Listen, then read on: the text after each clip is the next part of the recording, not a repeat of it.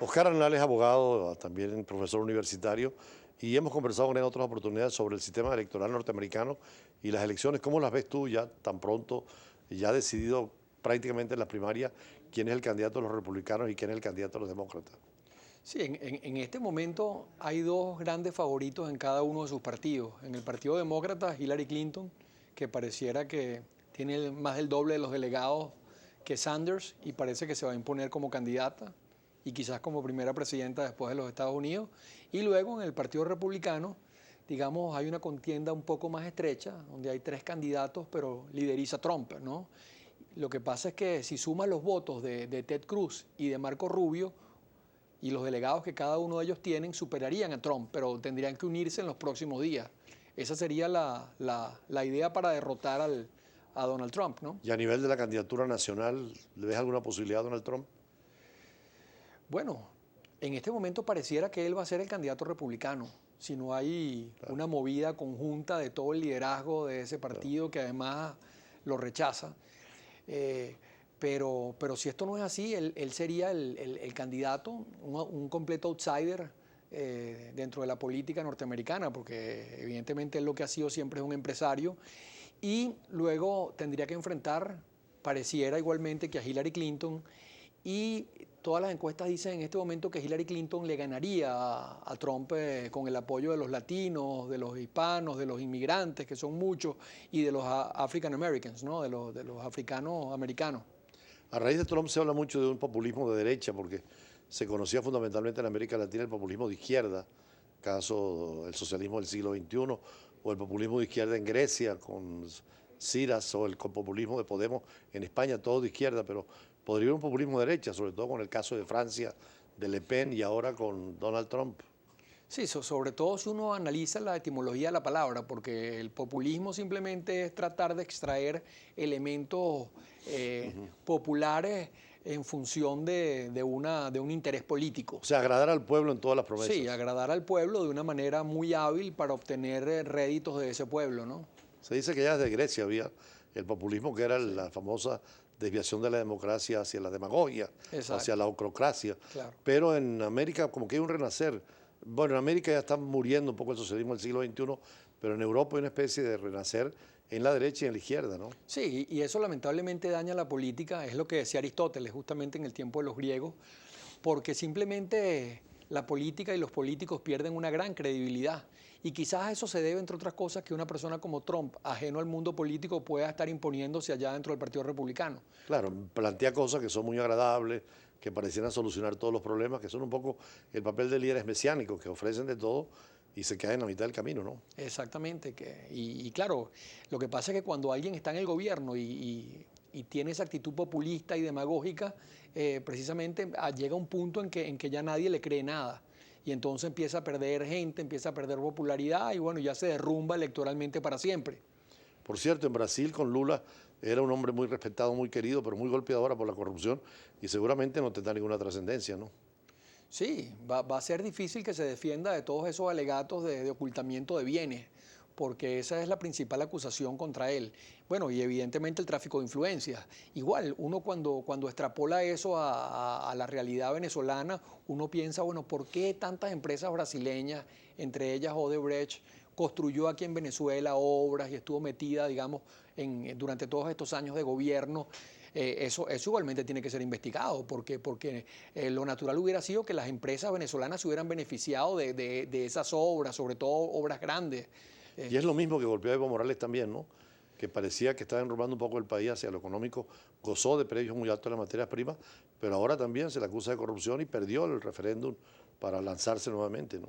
Bueno, yo creo que tiene que ver eso además con la premisa esa del político y filósofo inglés Lord Acton, que decía el poder corrompe, el poder absoluto corrompe absolutamente. Es lo que está pasando con esos mandatos que se prolongan en el tiempo, con esos líderes que pretenden perpetuarse en el poder y que se corrompen tremendamente con un grupo además muy corrompido y adulador y nefasto a su lado, ¿no? Pero también los frenan los pueblos. El caso de Argentina, el populismo de tanto el peronismo como los Kirchner, de repente eligieron un candidato distinto, un camino diferente. Bueno, es lo que está pasando en nuestros países. O sea, ya La campanada la dio Argentina con Macri, y luego de Macri tuvimos en Venezuela bueno, un resultado, digamos, completamente adverso al gobierno, a favor de la Asamblea Nacional de la Alternativa Democrática, y luego hemos visto que pasa lo mismo en Bolivia con Evo Morales, pasa lo mismo ahora en Brasil con el fenómeno de Lula, y creo que se extiende, pues esto es interesante porque pique y se extiende desde todo punto de vista. O sea, Ahora, ¿por qué la corrupción tan ligada al manejo de la democracia y el daño que le hace, no? sí, es muy lamentable que la corrupción se haya enquistado de esa manera. Tuvimos también en Guatemala, salió el presidente de la República, pero lo importante es que funcionen. Me parece que lo positivo de esto es que funcione la independencia, autonomía y separación de poderes, como está sucediendo en Brasil. O sea, que un poder judicial independiente verdaderamente vaya a fondo con el tema de la corrupción y obligue pues al expresidente Lula a declarar como lo hizo y a estar investigado como está, de todos sus bienes, digamos, en el ojo del huracán y sus familiares, etcétera, porque Bueno, y en de el eso caso se trata. y en el caso de Guatemala que tú mencionas, inclusive al presidente lo quitaron y a la vicepresidenta y está preso. Sí. Y hubo un proceso electoral, o sea, los pueblos están madurando incluso para castigar Sí. sin alterar el orden constitucional. Sí, y en Venezuela vimos que en un momento dado esto funcionó de esa manera igual con el expresidente Pérez. El expresidente Pérez fue puesto fuera porque, digamos, la Fiscalía, la Asamblea Nacional, en ese momento el Congreso Nacional y el Tribunal Supremo de Justicia, en ese momento la Corte Suprema de Justicia, tomaron la decisión de removerlo del poder y no pudo culminar su periodo presidencial. O sea que, digamos, eso habla bien de lo que es una democracia sana, pues que en un momento dado se investiga a una persona y se sospechan hechos de corrupción, etcétera, y esta persona es separado de su cargo.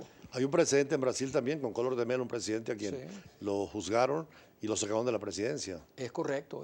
Se habla ahora que Dilma Rousseff pueda llegar después de las críticas a Lula y el hecho de que ella fue ministra de Petróleo de Lula, que está también incluida en la corrupción, a sacarla del poder, ¿no? Sí, porque ella también estuvo como directora de Petrobras y ha tenido, digamos, una gran influencia en estos últimos gobiernos. Inclusive su jefe de campaña o su jefe de mercadeo político también está detenido, está preso, ¿no? No quería dejar de preguntarte también, porque trabajas mucho el tema electoral americano, la visita de Obama a Cuba. Ya están los Rolling Stones tocando cuando llegue él y todo lo que está preparando allí. Qué cambio tan radical de los Castro, ¿no? Sí, y es importante desde todo punto de vista. Yo creo que en esto hay que aplaudir en primer lugar al Papa Francisco, porque el Papa Francisco es el gran facilitador de todo esto, es el iniciador de que esto se pueda dar. Y luego el presidente Obama, que ha aprovechado la oportunidad para tender una mano en el sentido positivo, o sea, un cambio que viene porque Raúl Castro ya ha anunciado que se va del gobierno. Entonces esa transición debe ser una transición pacífica pero profunda a la vez, o sea, se debe aprovechar esa transición para que tengamos un gobierno ahí plural, un gobierno que sea alternativo, un gobierno que respete a los distintos factores políticos y creo que de eso se trata, ¿no? ¿Incidirá eso en América Latina con los movimientos amigos de Cuba o castristas, sobre todo pues, después del cambio de Cuba hacia Estados Unidos? Bueno, yo creo que va a incidir desde todo punto de vista y que va a ser trascendental. O sea, y todo además comenzó no solamente con el Papa Francisco, con el propio Papa Juan Pablo II cuando dijo: dejad que el mundo se abra a Cuba y que Cuba se abra al mundo. Eso es fundamental. O sea, un país abierto al mundo es un país que se permea culturalmente y que quiere saber dónde está la verdad, dónde está la razón, quiénes tienen los mejores puntos de vista, y evidentemente ahí en esa cultura se genera un sincretismo democrático que es fundamental. Pero el socialismo como tal y el comunismo ya en América Latina parece cerrarse su camino, ¿no? Sí, digamos. Pareciera que va a ser difícil, aunque pueden haber en estos retrocesos que vuelvan. Han gozado además de los precios altos de las materias primas, o sea, no solamente del petróleo en Venezuela, sino de las materias primas en general que vendían Brasil, que vendía Chile, que vendía Argentina, etcétera. Y estos precios han bajado, entre otras cosas por el desaceleramiento de China, o sea, porque China se ha desacelerado y está comprando menos materias primas que antes, etcétera.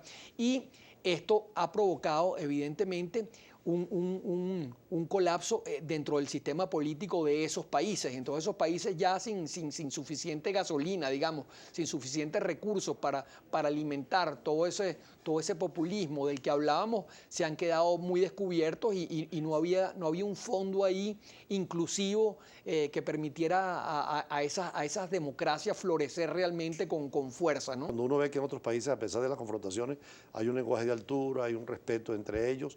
Vimos los debates ahora en España, precisamente tú regresas de España, y a pesar de las dificultades entre el Partido Socialista y el Partido Popular y Podemos y Ciudadanos, y son tesis muy duras, pero hay todo un lenguaje, una estética del lenguaje y una ética en la vida política, ¿no?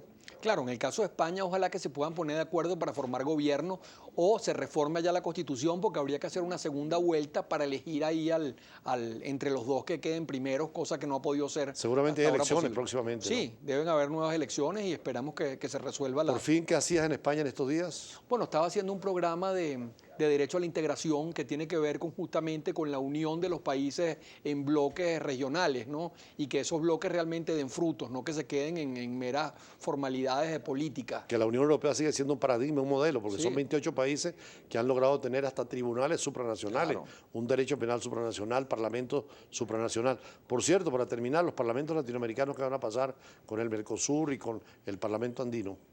Bueno, lo ideal sería que del Parlasur y del Parlamento Andino y del Parlamento del Mercosur, son tres parlamentos distintos, todos esos parlamentos elijan democráticamente y popularmente a sus diputados para que sean expresión de los pueblos.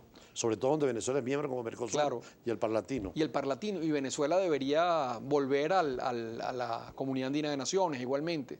Pero por lo menos en estos dos parlamentos hay que hacerlo, porque además el estatuto constitutivo de cada uno de esos parlamentos y los tratados que se han firmado luego hablan de que es necesario elegir de manera universal, democrática y popular a cada uno de los diputados a esos parlamentos latinoamericanos. Bueno, gracias, profesor Oscar Arnal. Nuestro Twitter, Brújula Inter, Piso GB. Mañana a la misma hora con el choque de las imágenes, la fuerza de las palabras y siempre nuestros análisis en profundidad, porque Brújula va a la noticia donde esté y llama a los especialistas para comprender lo dinámico y sobre todo lo complejo de la noticia internacional. Muy buenas tardes. Muchas gracias.